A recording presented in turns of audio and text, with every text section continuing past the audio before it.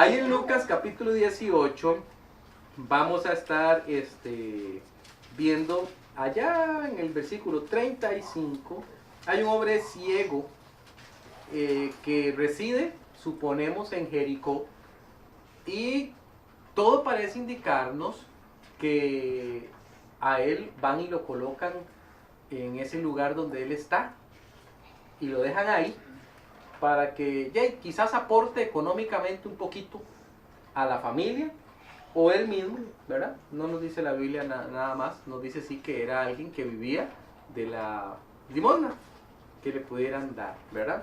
¿Qué recuerdan de Jericó? ¿Dónde sale esa ciudad? ¿Dónde sale? En la conquista, ¿verdad? ¿Se acuerdan? Esa fue la primera gran demostración de poder de nuestro Señor al entrar a la conocida tierra prometida. Hermano, esta ciudad es otra ciudad, además de la antigua. Eso es lo que les iba a decir, ¿verdad? Que Jericó, como nosotros la conocimos, ¿verdad? En el Antiguo Testamento, era esta ciudad amurallada, grandota, ¿verdad? Sobre la que se mencionó una maldición, que intentar reconstruirla iba a hacer algo que iba a costarle la vida a los hijos de quien lo intentara. Y la Biblia también nos dice que eso se cumplió tal cual, ¿verdad? Entonces nos imaginamos esta ciudad de Jericó, la del Antiguo Testamento, como una ciudad populosa, una ciudad grandota, una ciudad con todas las de ley, como dicen, ¿verdad? Pero ya esta que está aquí no es esa Jericó, ¿verdad? Esa no es esa, ¿verdad? Entonces dice, uy, sí, seguro ahí estaban las ruinas, ¿verdad? De la muralla. No. Se trata de otra ciudad diferente que ya no obedece a lo que había pasado en el Antiguo Testamento, ni siquiera su poderío, ni nada de eso. Esa ciudad quedó sepultada en el pasado, ¿verdad? Y en esta ciudad nos cuenta la Biblia que el Señor Jesús andaba, a ver cómo recorría el Señor Jesús lugares, ¿verdad? No había bus, no había trenes, y el Señor Jesús caminaba. Eso nos dice algo acerca de la condición atlética de nuestro Señor Jesucristo. ¿Se acuerdan que un día vimos de su voz, verdad? Que Él ponía la barca a la orilla del mar y desde ahí predicaba. Imagínense las olas reventando, el viento soplando. Imagínense la clase de voz que tuvo que tener Él para poder enfocarla, ¿verdad? Y que la gente le escuchara, un vocerón, ¿verdad? Y ahora aquí nos lo vemos también como alguien muy saludable, ¿verdad? Muy saludable, recorría mucho, caminaba montones de lugares y ahora aparece en esta ciudad y Él va por ahí caminando, ¿verdad? Caminando. Ahora vamos a empezar a ver qué fue lo que sucedió. Dice el versículo 35. Aconteció que acercándose Jesús a Jericó, un ciego estaba sentado junto al camino mendigando, y al oír a la multitud que pasaba, preguntó qué era aquello. Aquí surge la primera pregunta. La enseñanza de hoy la hemos titulado La pregunta del ciego. La pregunta del ciego. ¿Qué fue lo que pasó? Aquí él empieza con una primera pregunta, que es el alboroto. Recuerde que donde el Señor Jesucristo llegaba, ¿qué pasaba? Causaba conmoción, ¿verdad? Todo el mundo quería conocerle, todo el mundo quería pedirle un milagro. Algunos ni siquiera pedirle, tocarle, tocar su manto, tocar alguna parte de su cuerpo, ¿verdad? La Biblia nos dice que algunos lo hacían sin ningún efecto, ¿verdad? Como aquella mujer, ¿se acuerda? Que el Señor dice, alguien me tocó. Y los mismos discípulos dicen, pero Señor, yo digo, obvio, todo el mundo te estruja, claro que te están tocando. No, pero este fue un toque diferente, fue un toque con fe. Y esa mujer fue sana. Vamos a hablar un poquito de eso porque en esta porción se presenta algo que hoy día es una disyuntiva, pero en aquel entonces no lo era. ¿Qué está primero? ¿La salud física o la salud espiritual? Porque aquí pasa eso. Y entonces a veces se dice, bueno, no espere que Dios le sane si usted primero no tiene a Jesús. O no espere que usted va a tener a Jesús si antes Jesús no le ha sanado. Entonces es como una disyuntiva ahí. Y la gente se preocupa por eso mucho. Pero vamos a ver ahorita cómo el Señor resuelve esa situación aquí de una manera súper sencilla, ¿verdad? Eso es lo increíble de las respuestas de nuestro Señor, ¿verdad? Por eso es que las estamos estudiando, ¿verdad? Por eso las estamos estudiando. Ahora, ¿qué otra oportunidad tenía un ciego en el tiempo del Señor Jesús? ¿Qué cree usted? cree que había una ley para que la gente tuviera cómo caminar, bastones especiales con sonido ante... No había nada de eso, no había tecnología. O sea, la persona ciega literalmente estaba para pedir. Vivía de eso, ¿verdad? De la beneficencia. Que alguien se compadeciese de esa persona. Entonces ya nos podemos imaginar la vida de este pobre hombre. No era una vida muy grata. No era una vida muy grata. Lo segundo que yo quiero que usted observe es lo solitaria que era esa vida. Dice, porque viene el Señor Jesús y todo el mundo, ay, ese Señor Jesús, es Jesús, es Jesús. ¿De dónde? Nazaret. El gran profeta. El que hace milagros. ¿Y el ciego? El ciego no está sordo. Está ciego. Él puede escuchar. Y él sabe que algo está pasando, pero ¿qué pasa? A él no lo toma en cuenta. ¿Verdad? Entonces, de hecho, vamos a ver ahorita que es casi bullying, ¿verdad? Lo que le están haciendo. Eso sería bullying. Llegan las noticias ahí, ¿verdad? Hoy día. Porque es como hacerle un lado, ¿verdad? Sí, cállese. Marginado. No hable. Qué majadero. No le quite la oportunidad a alguien más. Cuando el más necesitado es él, ¿verdad? Vamos a seguir leyendo. Alguien me lea el versículo 37. Y le dijeron que pasaba Jesús Nazareno. Aquí viene esto que es importantísimo en esta parte, ¿verdad? Esto es importantísimo. Las preguntas que nosotros hemos estudiado tienen que ver con personas que buscan a Jesús, ¿verdad? En este caso, este ciego no está buscando a Jesús. Jesús llegó a él. Es diferente, ¿verdad? Es diferente. Pero yo quiero que presten atención a algo. ¿Saben las personas que están ahí alrededor del ciego que ese es Jesús? Sí, ¿verdad? Puesto que dicen, después vamos a descubrir que ellos dicen que es Jesús, ¿verdad? Sí. Le acaban de decir aquí en Reset, es Jesús, el que va pasando, ¿verdad? Y ahora cuénteme una cosa. ¿Cómo cree usted que impactó la vida del ciego el hecho de escuchar que un tal Jesús Nazareno estaba pasando por ahí? ¿Qué cree usted que pasó con él? Esperanza. Ajá, esperanza. ¿Qué más cree que pasó con él? El Espíritu Santo. Tal vez lo tocó, ¿verdad? Se animó. Todo parece indicar que ya él conocía acerca de Jesús. Por lo que vamos a ver ahorita. Porque no le fue indistinto. No le fue indiferente. ¿Verdad? Sí sabía quién era. Ahora pregúntese algo más. Por lo que vamos a ver, cuando él empieza a llamar al Señor Jesús, la gente le calla. Pero de toda esa gente, hubo alguien que sí le dijo quién era. ¿Verdad? Hubo alguien que sí le respondió. Bueno, en medio del bullicio de este mundo, nosotros podemos sacar una lección de acá. Sea usted la voz que lleva el nombre de Jesús a las personas que están en oscuridad. Sea como esa persona, es anónima. Porque dice, le dije. El Señor no quiso que quedara registrado quién. Nada más dice, alguien anónimo le dijo. ¿Y qué hubiera pasado si no le dicen? Ya quizás él no grita, quizás no insiste, quizás se queda ahí. Siempre sentadito ahí. Apachurrado. Se corre para que no lo maten. Y el Señor Jesús sí. Y él nunca se hubiese topado con el Señor. Vea qué importante que es que nosotros nos interesemos por la vida de las personas espiritual. Que podamos decirles, hay un Jesús. ¿Verdad? Hay un Jesús. Entonces, antes de que surgiera aquí siquiera la pregunta, que ahorita la vamos a ver, hubo una primera pregunta, ¿quién era? Y hubo alguien que respondió. Quiero que se guarde eso allí. 38. Alguien que me lo lea.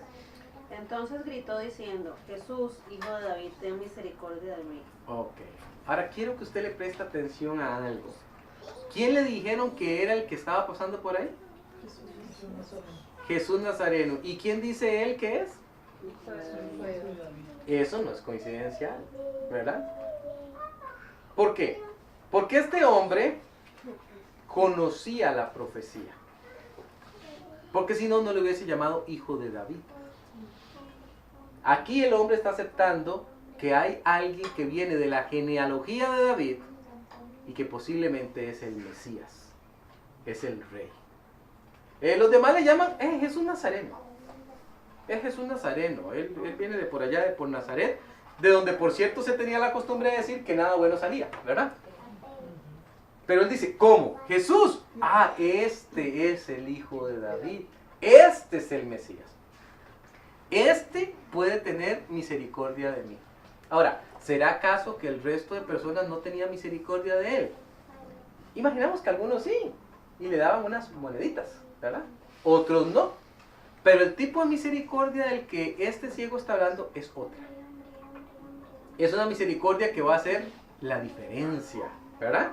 La diferencia. Entonces, qué importante, porque vamos a descubrir en otras preguntas de otros fulanos que hay ese mismo elemento distintivo. Y es lo que quiero que se vayan guardando en este asunto de la sanidad física y la sanidad espiritual. Él reconoce que ahí está el Hijo de Dios, el Mesías. Ese es el que va caminando por ahí. A eso se refiere cuando dice Hijo de David, ¿verdad? 39, alguien que no lo haya leído. Y los que iban delante le pretendían para que callase, pero él clamaba mucho más, Hijo de David, ten misericordia de mí. ¿Qué más da? Es decir, ¿a quién le hace daño? Ya no tenía que perder.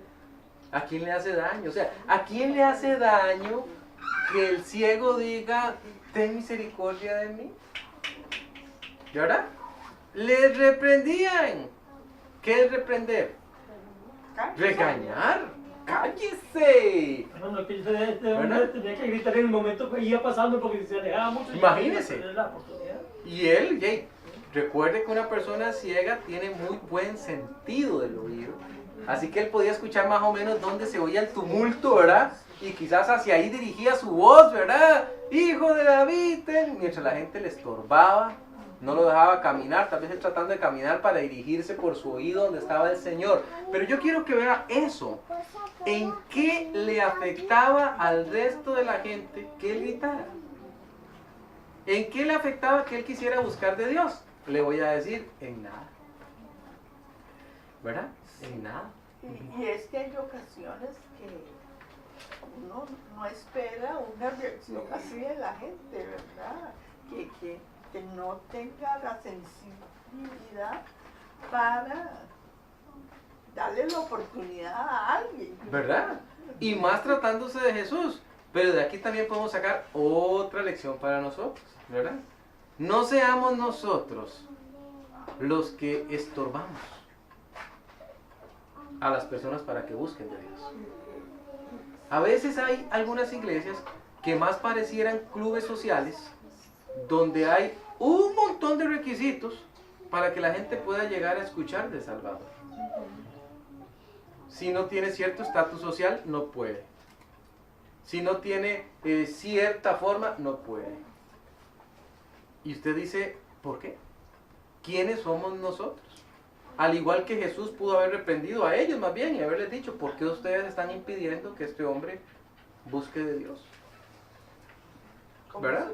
Como hizo con los niños. Con los niños, ¿verdad? No, ¿verdad? No se lo impidáis. Dejen que vengan a mí. Y los discípulos en esa ocasión creyeron que ellos eran los encargados de definir quién sí y quién no. Nosotros no somos esos. Nosotros no somos eso.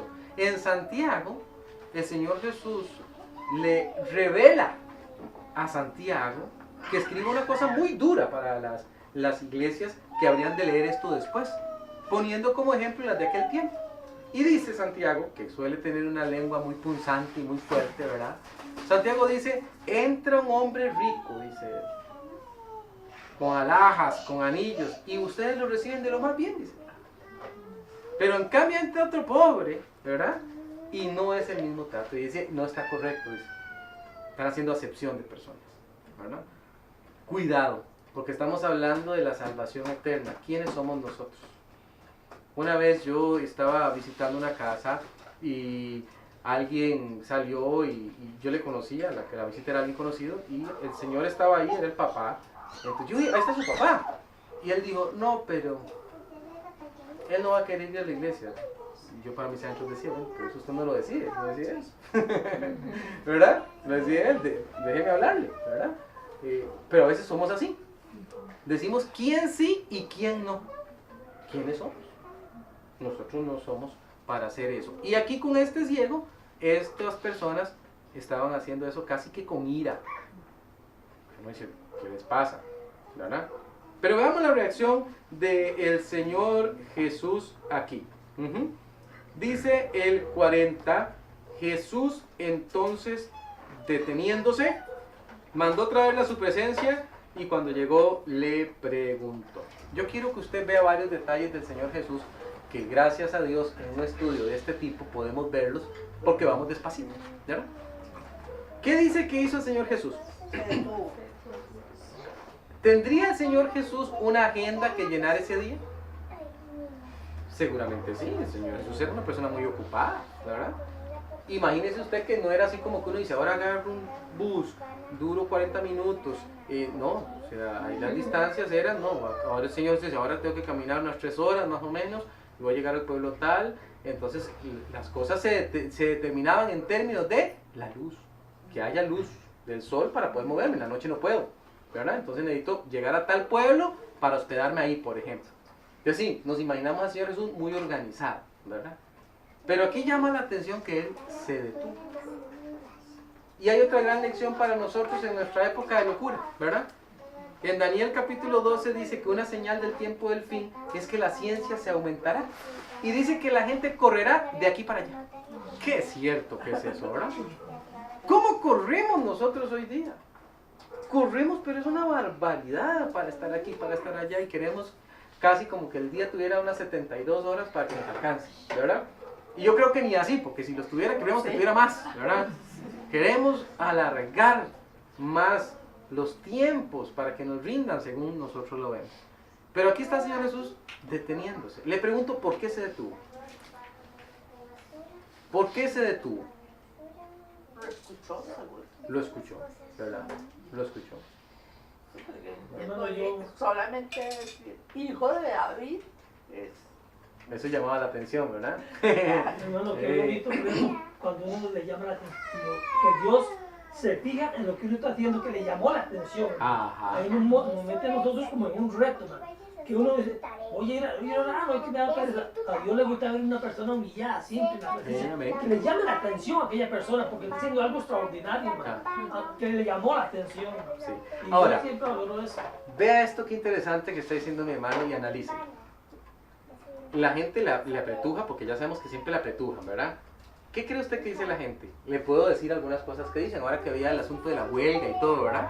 La gente cuando está en multitud se anima más a gritar y a hacer cosas, ¿verdad? Entonces nos podemos imaginar, ¡sáname a mí! ¡Jesús, tócame a mí!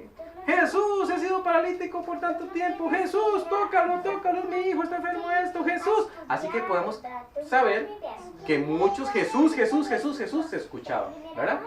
Muchos Jesús. Pero cuando escucha al ciego, momento, alguien me está llamando. Quizás te diría, todo el mundo te llama, Señor. No, este es diferente. Viene de allá, escucho gritos, escucho algo. ¡Ah, el ciego! Él, tráigalo, ¿verdad? Deteniéndose. Vean, aquí hay una gran lección para nosotros. Aprendamos a detenernos en nuestra sumamente complicada agenda por lo importante. Aprendamos a detenernos por lo importante.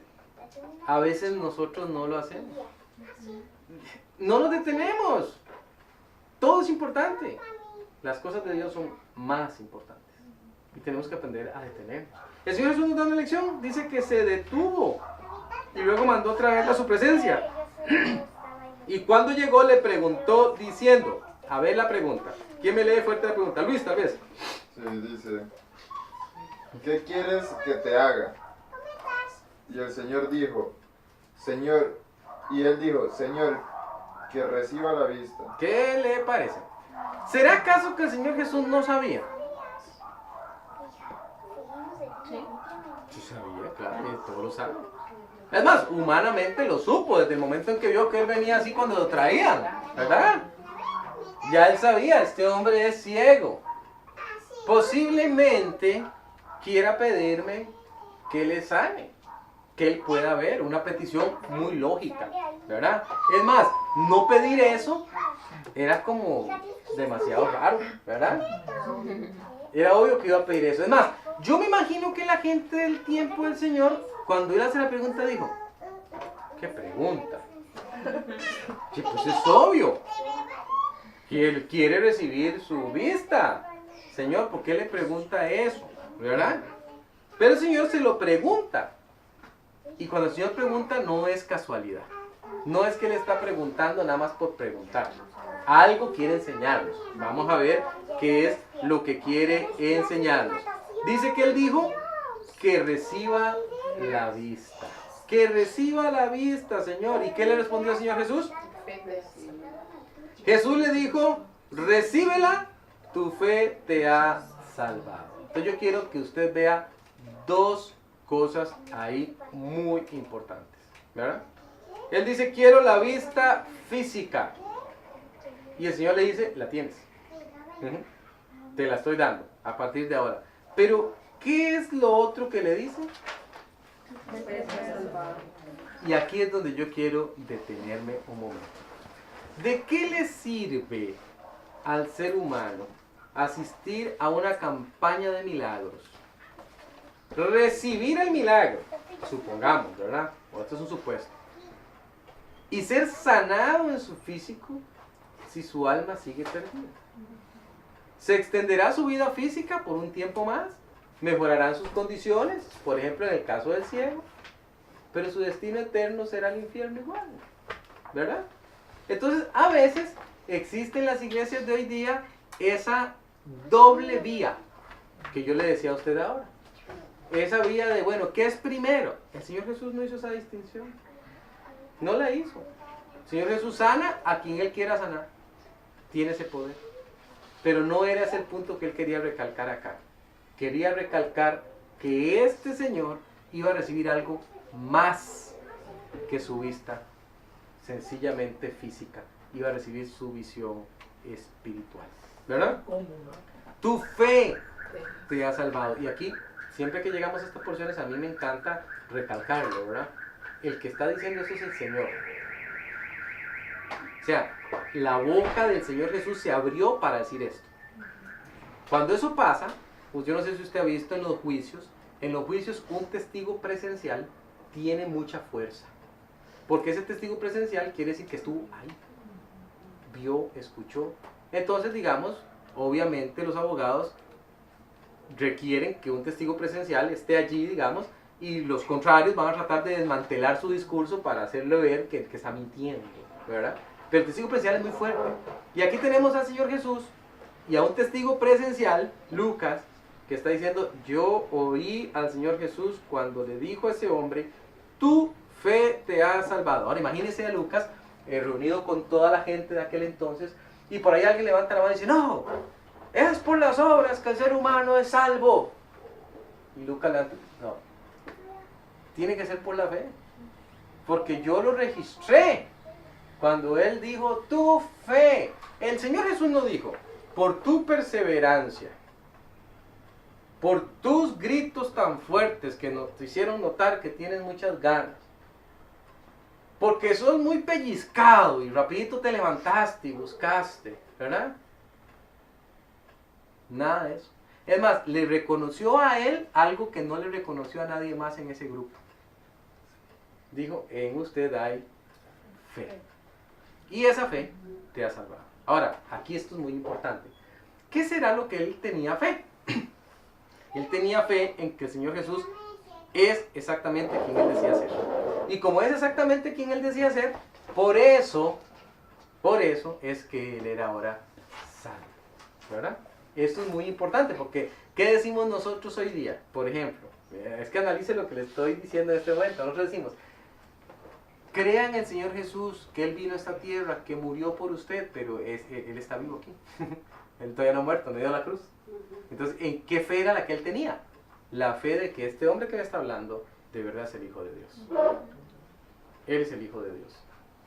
Todavía no ha resucitado para que la gente diga, uy, sí, vea, lo resucitó de la tumba. Es un ser humano, visualmente, pero este hombre ciego seguro, me imagino yo, que tal vez él ahí en sus momentos de cavilar, sentado, solitario, él analizaba lo que escuchaba. Un hombre que hace sanidades, un hombre que habla con autoridad, un hombre diferente. Este definitivamente tiene que ser el Hijo de Dios. Tiene que ser, me encantaría tanto conocerle. Y ese día se le cumplió, ¿verdad? Se le cumplió, le conoció. No nos dice después, por lo menos esta porción, lo que pasó. La porción también está reflejada en Mateo y en Marcos, para estudiarlas un poco más en detalle. Pero sí nos deja ver lo que siguió. Veamos. Dice después, y luego vio, y le seguía, glorificando a Dios, y todo el pueblo cuando vio aquello, dio alabanza a Dios. ¿Ok? Yo quiero detenerme porque ahí hay demasiadas cosas en ese versículo tan pequeño. Vamos con la primera. Y luego vio. ¿Ok? ¿Luego de qué? Luego de que el Señor Jesús hizo su parte. ¿Verdad? Nadie puede decir en